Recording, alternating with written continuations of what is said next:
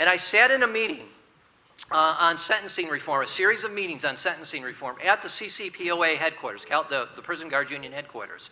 And it was this wonderful group of people who used to be at odds with each other, and we all sat down, and it was the last meeting, and I'll still never forget it. A lobbyist for the California Sheriff's Association and the California Police Chiefs Association walked in, hadn't been to any of the previous meetings, sat down and said, you guys can talk about sentencing reform all you want, but it's dead on arrival. And I'm sitting there, I'm thinking, I've got the head of the Prison Guards Union is 2 seats away from me, and I'm thinking, you know what, I got the 800-pound gorilla next to me, and I think this guy's full of you-know-what. And I think we're actually going to win this one. I was wrong. What we got was the largest prison expansion bill in state history, AB 900. And let me tell you something, I'm going to, and I'll move on. I know there's other people waiting to talk. AB 900, no matter how they try to tout that as reform, folks, it is not reform. Let me tell you the way it works. Let me tell you the way it works.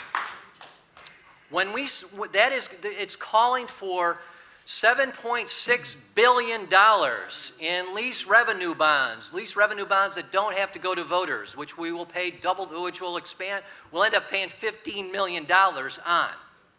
$17 million will go to building an additional, I believe it's 56,000 beds statewide. That is the largest single prison expansion in the state history. And let me tell you what happened. That's only building. That doesn't include operating costs. It costs $80 million a year to operate one prison. You know what? Everybody's talking about reentry reform. If AB 900 gets implemented, there's going to be no money left over for all these wonderful programs that we are talking about.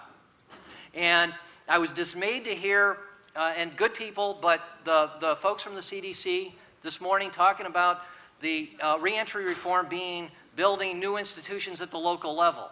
That's not reentry reform. That's a problem with the CDC.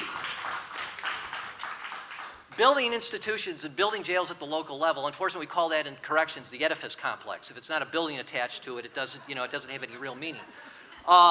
There's very little opportunity here. And the reality is down the road, if we build those prisons and we have to fund their operation costs, there is going to be no money left over for any of the things that we're talking about today. And I hate to be the bearer of bad news or the doomsday, whatever you call it. But these are realities that we have to face. And if we're going to move forward, we don't just move forward by talking amongst ourselves here in San Francisco.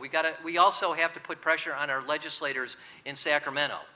And also some of the interest groups that have been pushing this, because I don't believe the way it works in Sacramento is the lobbyists who represent these interest groups, or these associations, professional associations, don't always represent the interests of their members, but they speak for it. And they're the ones that they're the ones that attend the meetings in Sacramento. They're there on a daily basis, and they're the ones that set policy. It's a very closed group. We've got to get in the door there. We've got to be part of that decision making, and this group, you folks, have to be part of that decision. You have to demand entry into those meetings, so it's not just dominated by a very small group of people. So. It's wonderful. We have to move forward from here. Reentry is the way corrections policy has to move, but we have to tell them. We have to communicate that in Sacramento. So I'll leave it at that and I'll stop talking for now.